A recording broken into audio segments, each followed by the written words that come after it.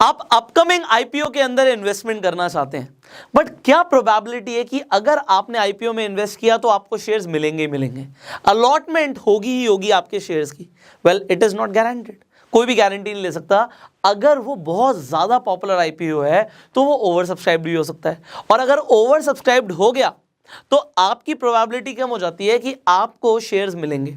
And shares जब list हो जाते हैं, आपको लिस्टिंग गेन लेना है, आपको पता है कि लिस्ट होगा तो इसके प्राइस, जो ये इशू प्राइस है, इससे कई ज्यादा के ऊपर लिस्ट होगा, तो हमारा नुकसान हो सकता है भाई, अगर हमें वो शेयर्स नहीं मिले तो वो शेयर्स आपको कैसे मिलेंगे?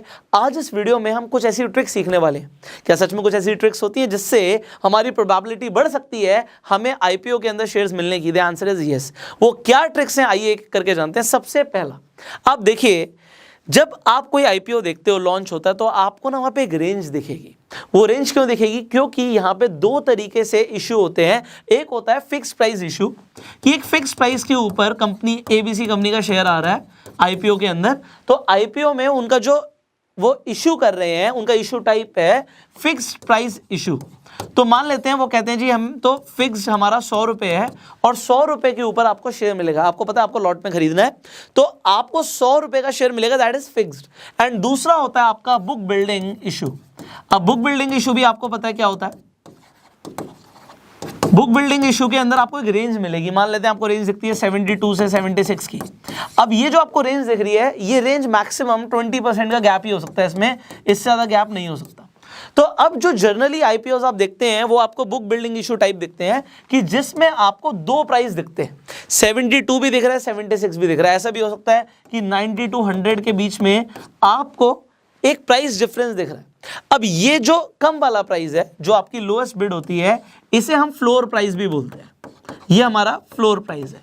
और जो हायर साइड पे होता है उसे हम कैप प्राइस बोलते हैं। ये हमारा कैप प्राइस है। तो लोग गलती क्या कर जाते हैं, लोग कहते हैं भैया अगर हमारे को 90 to 100 की रेंज मिली हुई है तो एक काम करते हैं 90 की बिड लगाते हैं, अगर कम पे मिल गया तो हमारा तो पैसा कम ही लगा ना। अब मान लीजिए आपका लॉट है 100 का, तो यहाँ पे 9,000 लग रहे हैं, वहाँ पे 10,000 लग रहे हैं, तो मैं 10,000 क्यों खर्च करूँ, मैं तो 9,000 पे बिड लगाऊंगा। अब अगर आप फ्लोर प्राइस की बिड लगाते हो या फिर आप सोचते हो मैं 90 और 100 का बीच का एक प्राइस ले लेता हूँ, मुझे ऐसा लगता है कि 95 के आसपास लिस्ट होगा या 95 के आसपास मुझे अलॉटमेंट मिल जाएगी, तो आप गलत सोच रहे हैं। आप गलत सोच रहे हैं, क्योंकि अगर एक आईपीओ बहुत ज्यादा पॉपुलर है तो वहां पे दो ही चांसेस हैं, या तो डायरेक्टली कैप प्राइस के ऊपर जाके अलॉटमेंट होने वाली है, या फिर कट ऑफ प्राइस, जहां पे कंपनी डिसाइड करेगी कि इस प्राइस पे हम अपने शेयर्स देंगे। तो आप जब आईपीओ लेने जाते हैं वहां पे ऑप्शन आता है कि आप अपनी तरफ से भी बिड लगा सकते हो, तो वो बिड आप हमेशा कैप प्राइस की लगाओ, या फिर ऑटोमेटिकली आप कट ऑफ प्राइस की बिड लगाइए, कि कट ऑफ प्राइस जो आएगा उस कट ऑफ प्राइस पे आपको अलॉटमेंट मिल जाए। अब यहां तक अगर आपको समझ आ गया, वेल एंड गुड, आगे बढ़ते हैं। Do not wait for the last day. लोग लास्ट डे का वेट करते हैं। अब होता क्या है, ऐसा कई बार होता है, मेरे साथ भी हुआ था एक बार, कि लास्ट डे का मैं वेट कर रहा था, भैया 3 दिन या 4 दिन आपको मिलते हैं कि भैया आईपीओ के अंदर आप इन्वेस्ट कर सकते हो। अब ओपन हो रहा है कोई आईपीओ मान लीजिए 1 तारीख को, तो आपके पास 3 तारीख तक का टाइम है। अब लोग सोचते हैं हम 3 तारीख को इन्वेस्ट करेंगे, वो भी हमारे पास शाम का टाइम है, 4 बजे 5 बजे हम इन्वेस्ट कर देंगे, तो आईपीओ में पैसा लगा देंगे, तब तक देख लेंगे मार्केट ने क्या सेंटिमेंट्स दिए हैं, कितना ज्यादा ओवर सब्सक्राइब्ड हो गया, सारी इन्फॉर्मेशन हमारे सामने आ जाएगी।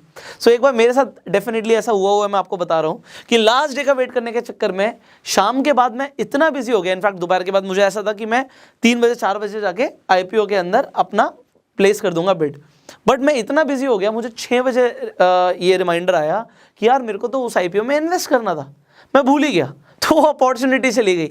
हो सकता है मैं रिमाइंडर लगा भी लेता, बहुत सारे फैक्टर्स हो सकते हैं, पर जब आप लास्ट डे का वेट करते हो तो हो सकता है किसी टेक्निकल रीजन से आप इन्वेस्ट ना कर पाओ, आपकी ऐप ना चले, इंटरनेट कनेक्टिविटी प्रॉब्लम आ जाए, या फिर कंपनी साइड से भी इशू हो सकता है कि बहुत ज्यादा लोग आ गए, सर्वर्स नहीं चल रहे, कुछ भी हो सकता है। तो लास्ट डे का क्यों वेट करना, आप ठीक है 1 तारीख से 3 तारीख का टाइम है, आप 2 तारीख को आप इन्वेस्ट कर दो, तो बीच में किसी दिन आप अपनी प्लेस कर सकते हो bet. So you do that, do not wait for the last day.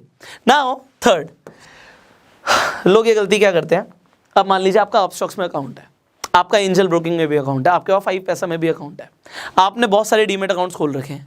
अब आप क्या करोगे, आप सारे डीमेट अकाउंट्स में जाएंगे और आप वहां से बिड लगा देंगे आईपीओ के अंदर इन्वेस्टमेंट के लिए। अब आपने आईपीओ की इन्वेस्टमेंट रिक्वेस्ट सारे डीमेट अकाउंट से डाल दी, बट आपको ये पता होना चाहिए कि आपका पैन कार्ड एक ही, आपका नंबर एक ही है, वो पैन कार्ड नंबर से आपको अलॉटमेंट होगी। तो अगर 3-3 जगह से 4-4 जगह से एक ही पैन कार्ड की रिक्वेस्ट आई हुई है तो आपकी रिक्वेस्ट ही कैंसिल हो जाएगी, आपको एक जगह से भी शेयर्स नहीं मिलेंगे। और ओवर सब्सक्राइब वाले केस में तो भूल जाओ। तो अब आपको क्या करना है, आपको यह समझना है कि भैया अगर आप अकेले एक इंडिविजुअल हैं तो एक डीमेट अकाउंट से एक ही इंसान अप्लाई कर सकता है एक ही बार। सो वन टाइम आप अप्लाई करेंगे तो आप one pan card one application के कंसेप्ट को समझिए।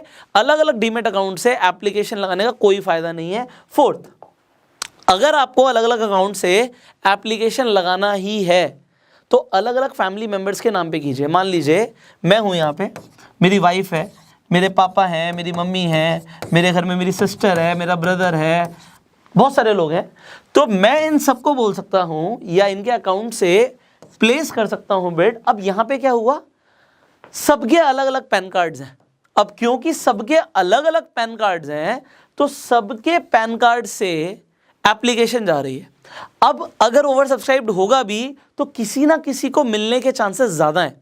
तो अब सबसे बड़ी बात, इन सबका डीमेट अकाउंट होना जरूरी है। अगर आपने अभी तक डीमेट अकाउंट नहीं खुलवाया है, इस वीडियो के डिस्क्रिप्शन और कमेंट बॉक्स में लिंक है, जाइए और डीमेट अकाउंट खुलवा लीजिए। और अगर आप आईपीओ के लिए इन्वेस्ट करना चाहते हैं और अपने सारे फैमिली मेंबर्स के लिए आप चाहते हैं कि अकाउंट हो तो आज ही खुलवा लीजिए, क्योंकि आईपीओ जब आते हैं तब आपके पास डीमेट अकाउंट होते नहीं, और डीमेट अकाउंट खोलने में अगर टाइम लग गया तो आप इन्वेस्टमेंट अपॉर्चुनिटी को वैसे ही लूज कर जाते हो। सो यहां पे आप अलग अलग लोगों के नाम से अप्लाई कर सकते हैं, चांसेस बढ़ जाएंगे आपको आईपीओ के अंदर शेयर्स अलॉट होने के। फाइनली आप एक चीज समझिए, मान लीजिए LIC का आपको कुछ टाइम बाद दिखेगा कि आईपीओ आ रहा है, यहां पे शेयर होल्डर्स कोटा भी होता है। इसका मतलब क्या है, मान लीजिए मेरे नाम से मेरे पास LIC की पॉलिसी है, तो अगर मैं अप्लाई करूंगा LIC के आईपीओ में तो मेरे को वो शेयर्स मिलने की प्रोबेबिलिटी बढ़ जाएगी। मान लेते हैं SBI का किसी यूनिट का कल को एक आईपीओ आ रहा है, पहले SBI कार्ड्स का आईपीओ आया था, तो जिसके पास SBI के शेयर्स हैं उसको SBI के कार्ड्स के जो शेयर्स मिलने की प्रोबेबिलिटी बढ़ जाती है।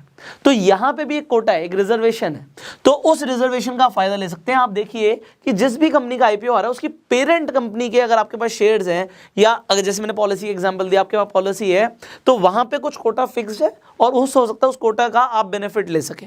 सो ये अगर आप 5 पॉइंट्स का ध्यान रखेंगे सो आपको आईपीओ के अंदर शेयर्स मिलने की प्रोबेबिलिटी बहुत ज्यादा बढ़ जाएगी। आई होप आप ये सारे कंसेप्ट समझ चुके हैं अभी तक।